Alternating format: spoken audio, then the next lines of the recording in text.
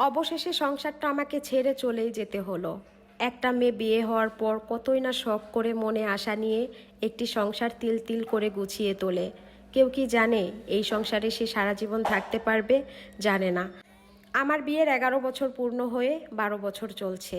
অনেক কষ্টের সংসার আমার এটা। এই যে দেখতেছো, এটা আমার বাড়ি, আমার নিজের হাতে করা বাড়ি। যখন আমি বউ হয়ে এই বাড়িতে আসি, তখন এখানে এই বাড়িটা ছিল না। এখানে ছিল ছোট্ট একটা টিনের ঘর, চারচালা টিনের ঘর।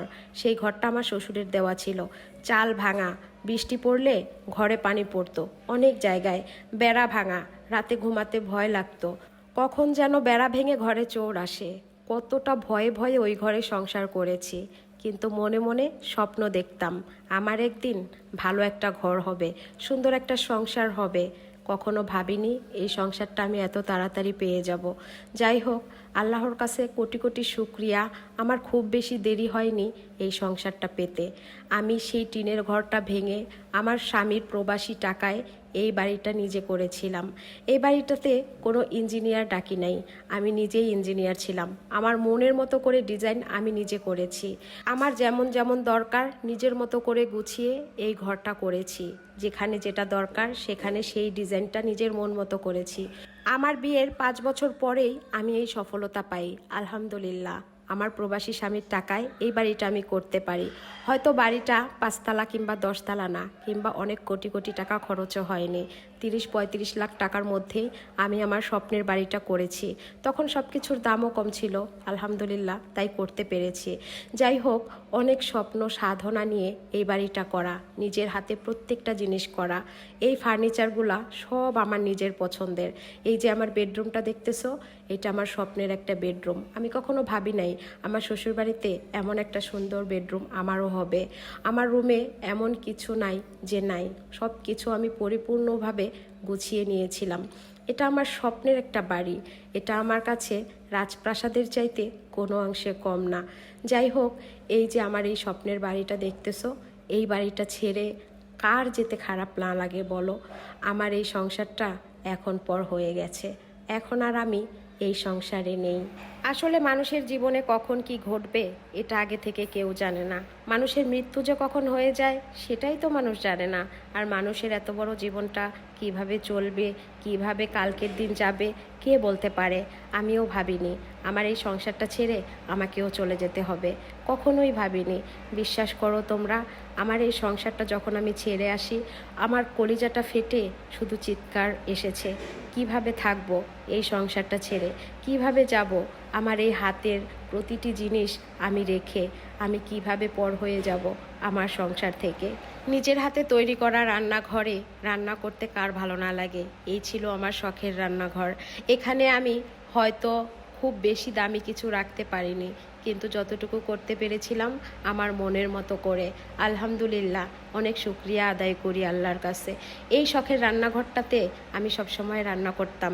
এখন থেকে এই রান্নাঘরে আর রান্নাটাও করতে পারবো না। এই যে দেখতেছো, অনেক আশা স্বপ্ন নিয়ে আমার মেয়ের জন্য এই বেডরুমটা করেছিলাম। এই বেডরুমে আমার মেয়ে ঘুমাবে।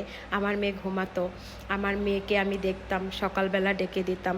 একটা মেয়ের সংসার আসলে অনেক স্বপ্ন সাধনা নিয়ে তৈরি করে, ছেড়ে যাওয়ার জন্য নয়। কিন্তু দেখো, আজ এই সংসারটা কত এলোমেলো, কত অগোছানো, সব কিছু তছনছ। আমি চলে যাচ্ছি এই সংসার ছেড়ে। আমি যেতে চাইনি, আমাকে জোর করে যেতে বাধ্য করা হয়েছে। তাই আমি ভাবলাম যে আমার কিছু প্রয়োজনীয় জিনিস আমি নিয়ে নেই।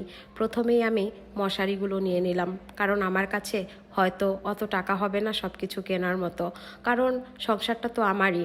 আর সত্যি কথা বলতে, এই সংসারের প্রতিটি জিনিস আমি বাজার না করে, না খেয়ে, অনেক কষ্ট করে করে দেখা গেল আমার সংসার খরচের টাকা দিত আমার হাজব্যান্ড।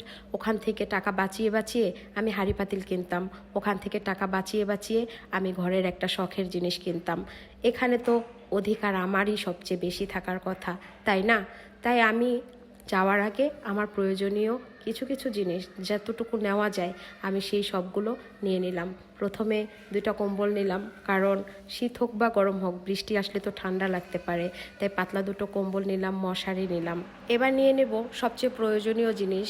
আমরা মুসলিম, যেহেতু আমাদের নামাজ পড়তে হয়, তাই জায়নামাজ। এই জায়নামাজটা আমাকে আমার প্রিয় বোন তাসলিম আপু দিয়েছিল আমাকে, তাই আমি এই জায়নামাজটা নিয়ে নিলাম। আর এটা হচ্ছে আমার হাতে বানানো জায়নামাজ, কারণ আমি এক কালারের কাপড়ের মধ্যে নামাজ পড়তে পছন্দ করি, যেন মন মানসিকতা অন্যদিকে ছুটে না যায়। যাই হোক, এরপরে আমি রান্না করার জন্য কিছু জিনিস নিয়ে নিলাম। একটা কড়াই নিয়ে নিলাম তরকারি রান্না করার জন্য, নিয়ে নিলাম ফ্রাই প্যানটা ভাজাভাজি করার জন্য।